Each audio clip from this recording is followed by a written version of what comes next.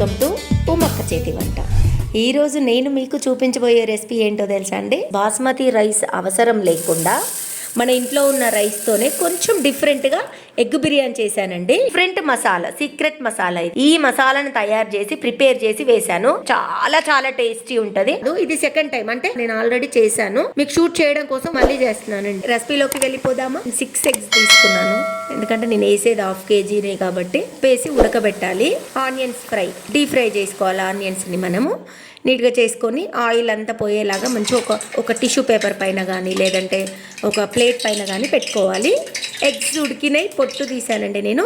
తీసి ఇలా ఘాట్లు పెట్టుకొని కొంచెం ఆయిల్లో వేసుకొని వేయించుకోవాలి. చిటికెడంత పసుపు కూడా వేసాను, లైట్గా ఉప్పు వేసాను, ఎందుకంటే ఇట్లా వేయించేటప్పుడు ఆ ఉప్పు పసుపు కోడిగుడ్డుకు పట్టాలి. నీట్గా ఈ కలర్ వచ్చేలాగా చూడండి ఒకసారి. ఇలా వేయించుకోవాలి మనం ఎగ్స్ని. లో ఫ్లేమ్లో పెట్టి చేసుకోవాలండి. చాలా చాలా బాగుంటుంది. ఇట్లా చేసుకోండి.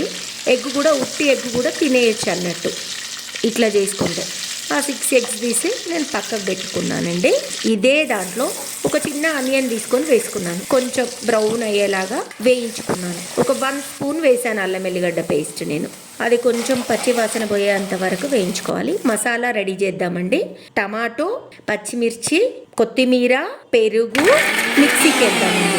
రుబ్బుకోవాలి ఇవన్నిటిని మనం. ఇది మెయిన్ సీక్రెట్ మసాలా అండి. ఈ మసాలాని మనం ఉల్లిగడ్డలు వేయించుకున్నాం కదా, అందులో వేయాలి.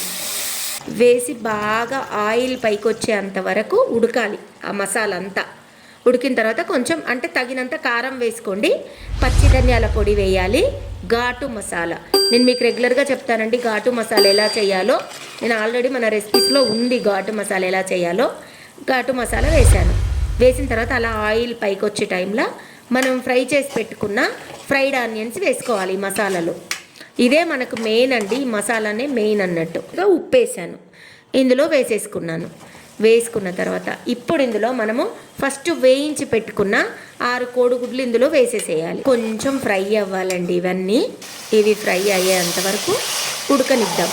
లో ఫ్లేమ్లో పెట్టాలి ఎప్పుడైనా, ఎందుకంటే అడుగంటుందండి. మసాలా ఉంటుంది కదా, అది అడుగంటిందంటే మాడిపోతే మాడు వాసన వస్తుంది.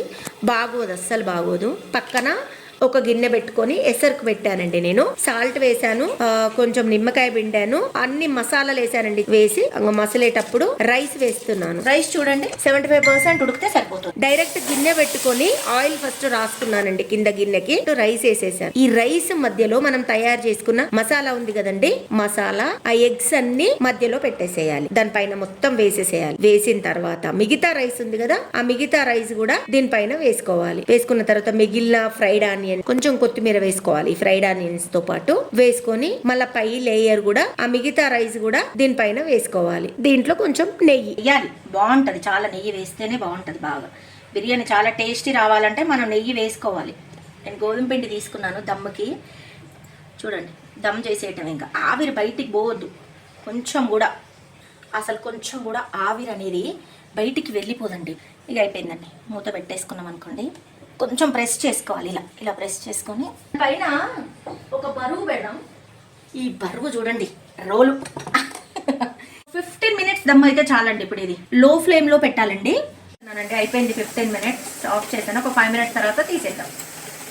రైస్ చూడండి, ఇంట్లో మనం వండుకునే రైసే వేసానండి. నేను 1/2 kg వేసాను కాబట్టి 1/2 kg రైస్ కి 6 eggs మాత్రమే, అంటే ఇద్దరి కోసమే నేను ప్రిపేర్ చేశానండి. చూడండి ఒకసారి ఎంత తొందరగా అయిపోతుందండి. అంటే ఇట్లా అయితే ఎక్సలెంట్ అండి. అసలు ఇది తింటే స్మెల్ అయితే బాగా వస్తుంది. చాలా చాలా టేస్టీ ఉంటది. చేసి చూడండి. మీరు ఖచ్చితంగా నాకు కామెంట్ చేస్తారు. ఒకసారి మీరు చేసి తిన్న తర్వాత మీకే అర్థమవుతుందండి. ఉమక్క చేతి వంటను సబ్స్క్రైబ్ చేయండి, షేర్ చేయండి, లైక్ చేయండి, కామెంట్ చేయండి.